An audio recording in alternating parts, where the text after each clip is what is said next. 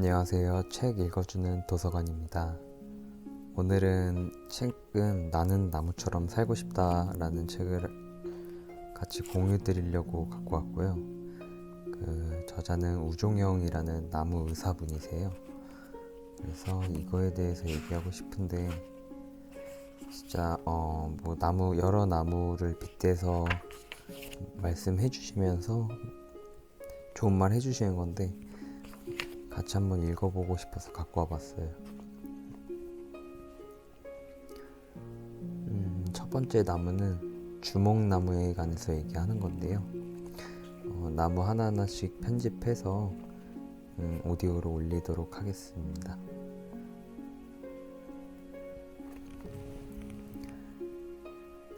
(3000년을) 사는 나무에게 배운 것. 주목나무. 살아 1000년, 죽어 1000년, 썩어 1000년, 합해서 3000년을 이어간다. 얼마나 줄기가 붉었으면 그 이름까지도 붉은 줄을 써서 주목이라 했을까. 어느 해 겨울 태백산에서 검붉은 주목나무를 만났을 때가 생각난다. 해발 1000m의 깊은 계곡에서만 자라서인지 곱게 뻗은 가지에서 느껴지는 세월의 빛은 단순히 오래된 것이 아닌 모진 세월을 이겨낸 기나긴 인고의 산물로 여겨졌다. 계절이 더할수록 젓갈색으로 깊어진다는 나무 빛깔과 본연의 고든 모양새가 조화를 이룬 모습은 그 어떤 화가나 조각가도 흉내내지 못할 거였다. 신화의 현장을 마주한 감동이랄까? 1000년 전 이 자리에서 누군가 나처럼 주목나무를 바라보았을 거라는 생각에 더욱 가슴이 벅차올랐다. 아마도 나는 주목의 향취에 중독된 것이었을 게다. 그 뒤 나는 한동안 주목나무에 대한 생각을 떨칠 수가 없었다. 1000년을 살아간다는 주목나무가 기껏 반백년 조금 넘은 인생을 산 내게 무언가 할 말이 있지 않을까 하는 생각에 마음은 자꾸 태백산을 향하고 있었다. 한번 나무에 취하면 정신을 차리지 못하는 나. 주목나무를 떠올리며 문득문득 상념에 젖어드는 내게 주변 사람들은 그만 좀 하라며 걱정하는 소리를 했다. 그러나 그런 걱정을 듣는 순간에도 나는 내 생각에 빠져 주목나무 얘기를 꺼내곤 했다. 얼마나 많은 사람들에게 주목나무 얘기를 전했는지 그렇게 나에게서 주목나무 얘기를 들었던 사람 중에 한 후배가 있었다. 워낙 말이 없던 녀석은 그저 미소를 머금으며 가만히 내 얘기를 들어주었고 녀석의 참을성 덕에 나는 원없이 나무 얘기를 풀어놓을 수 있었다. 녀석과 만난 지 얼마 지났을까? 어느 날 아침 그의 아내에게서 전화가 왔다. 남편이 암으로 병원에 입원했다고 갑자기 두통이 생겨 병원을 찾았는데 엉뚱하게도 위암 말기라는 것이었다.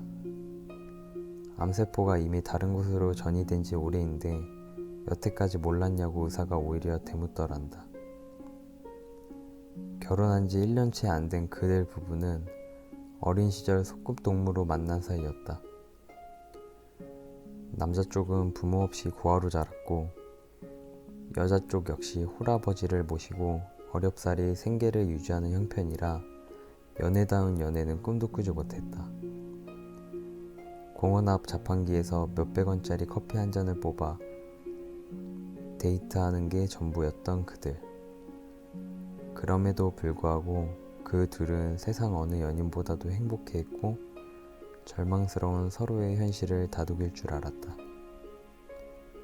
결혼 전 어느 늦은 밤 술에 만취해서 나를 찾아온 녀석이 그랬다.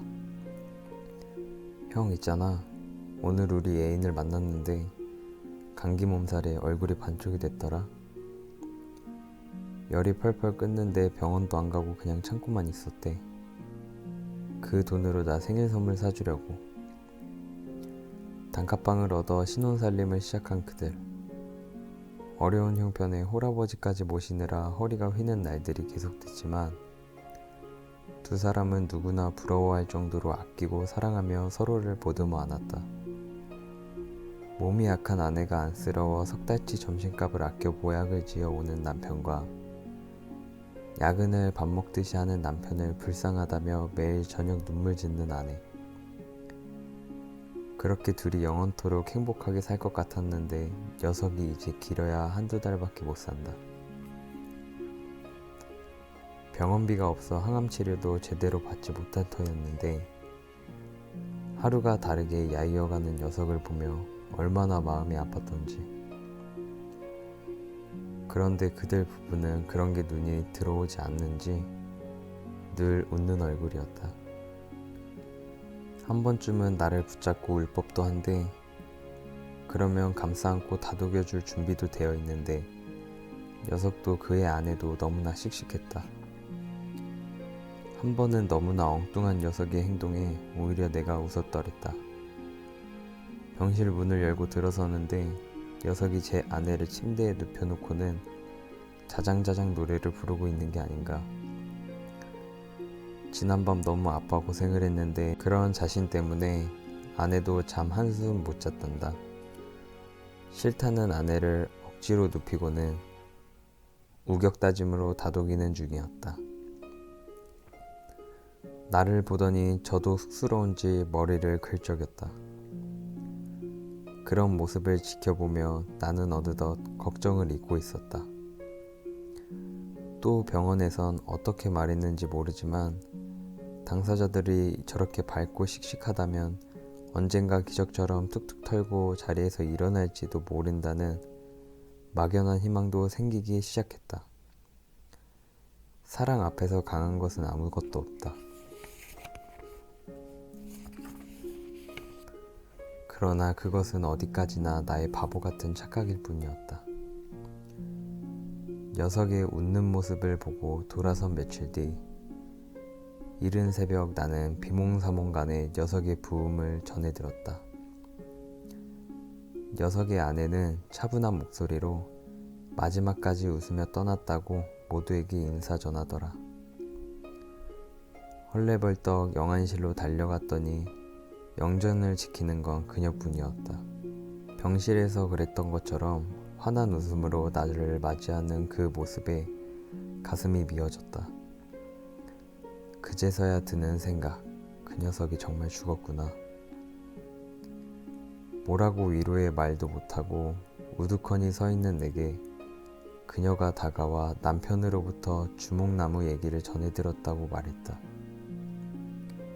이번 수속을 마치고 병실 침대에 누운 남편을 본 순간 울음이 물밀듯 밀려오는데 남편이 그런 자신을 다독이며 주목나무 얘기를 꺼내더라는 거였다. 태백산의 주목나무가 살아 숨쉬는 동안 꼭 다시 만나게 될 거라고. 그러니 나 떠나 보내고 나서 울지 말라고. 낮 동안에 내가 보았던 그들의 웃음은 매일 한 차례씩 찾아오는 고통을 그렇게 이겨낸 흔적이었다.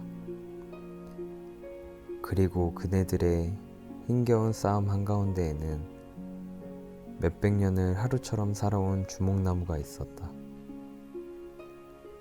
죽기 바로 전날 밤 마지막으로 녀석이 아내에게 남긴 말은 우리 다음에 만날 때는 주목나무처럼 오래오래 같이 살자. 그 뒤 나는 주목나무를 떠올릴 때마다 못다한 그들의 사랑 때문에 한동안 가슴이 아팠다. 영원이라고 운명지어진 사랑 앞에 왜 하필 그런 고통이 따라야만 하는 걸까? 하지만 이제는 정리된 마음으로 현실을 받아들일 수 있게 되었다. 늦가을 찬 서리를 맞은 달래가 더 깊은 맛을 내듯 사랑도 그만큼의 시련이 있은 후에야 더 빛을 발한다는 사실을 조금은 알 것 같다. 이제 나는 주목나무를 보며 이렇게 빌어본다. 녀석의 말처럼 다음 연에서는 주목나무처럼 오랜 시간 함께하며 행복하기를. 그래서 이번 생에 못다한 이룬 사랑을 꼭 완성하기를.